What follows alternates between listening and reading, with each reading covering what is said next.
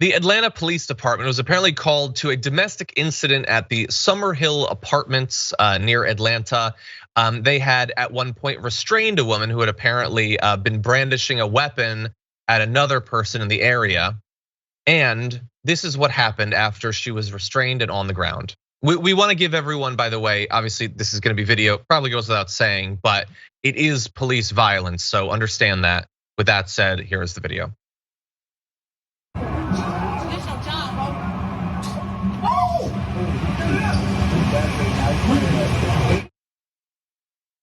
So that is a woman who has been handcuffed, is laying on the ground with 3 cops at least casually standing around her. Apparently she spit on one of their shoes, so the cop kicked her in the face. And that just happens in America. Somebody who likely was having some sort of mental health incident was restrained, was no danger to any of them, but they have her in a position where they have all the power, and the power that they want to exercise is kicking her in the face. Yeah, so at what point is the restraint a restraint? At what point, what's the point of handcuffs? What's the point of standing over her while she's lying on the ground and can't do anything else to you? Like as it was reported, they showed up and they hear reports of a weapon being pointed and brandished at everyone. That's a serious situation. Now that you've got the situation under control, haven't you calmed down yet? Isn't this part of your training? What do you restrict people for? What do you restrain the suspect for if afterwards you're still afraid of them?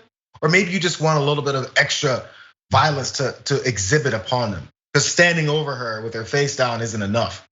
Yep.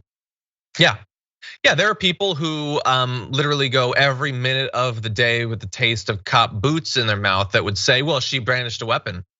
Okay, she's not there. You can see in the video, she's not brandishing anything. She's on the ground. But no, you're allowed to do it. Like, they want the boot on as many people's necks as possible. They might convince themselves it'll never be on their own. It's probably a vain hope, but they're perfectly fine to see that. They don't like what they think that woman is and represents. And so if they want to kick her in the face, they can do that. Cops get to kick people in the face. In front of other officers, because he knows that other officers, or he figures, and he was right, won't do anything about it. Because this is a person that is outside, is the other, is the outskirts of the people that are meant to be respected. So as a black woman lying on the ground who was brandishing a weapon, he's got all the power on his side. I can do what I want now. She's restrained. Don't forget she had a weapon. I get to kick her in her face now. Okay, so at what point does the post-restraint punishment begin? So maybe someone murdered your mother and he's on death row, or he's on trial for it and he could potentially get the death penalty. Should the family who's sitting in the courtroom, which we've seen this happen many times, jump up and dive over the barriers and attack the guy who's handcuffed and sitting there with his attorney? Because every time they do it, they peel him off and that person gets charges as well.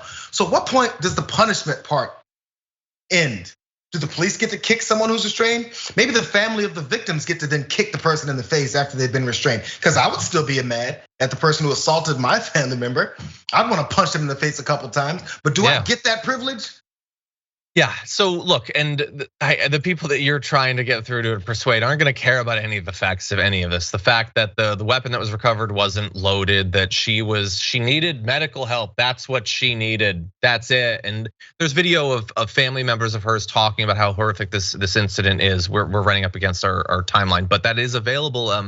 If you want to find, there's a person that needs help, but that's not what those cops were there to provide. And they eventually put the people on like some sort of administrative leave or whatever. Although the statement, again, we don't have time to read the statement.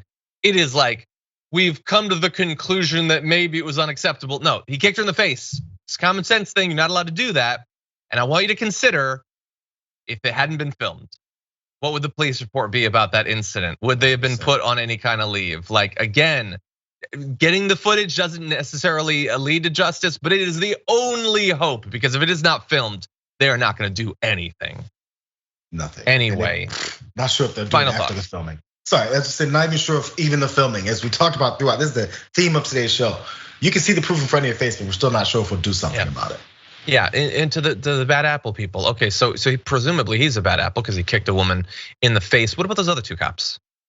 What does it say about all of them that he thought, no, I can do this? Do you think there are people in my life that I think if they were standing next to me, I could get away with kicking someone in the face and that'd be cool? No, that's not a culture that I've ever been involved in. But that is a culture that we just got a window into. Hey, John, you and I and Brett and everybody used to go out for lunch when we used to have normal life at the office. If we decide to go out, because we all work together, we have each other's back. It's like, I don't like that guy's face. Let's go kick him. And then you stand there and go, that's great, John. Kick him again. Just because? Because that's our job? The one doing the kicking. Anyway. Yeah, just terrible. But at least it was filmed, and so maybe something will come of it.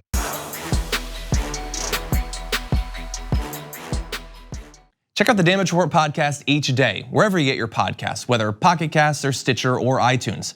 You can join me as I give you the news and stories you want, with a range of co-hosts and interview guests jumping in on the fun each day. Again, that's the Damage Report, wherever you get your podcasts. And if you get them at iTunes, don't forget to rate and review. Sometimes I'll read them live on the show.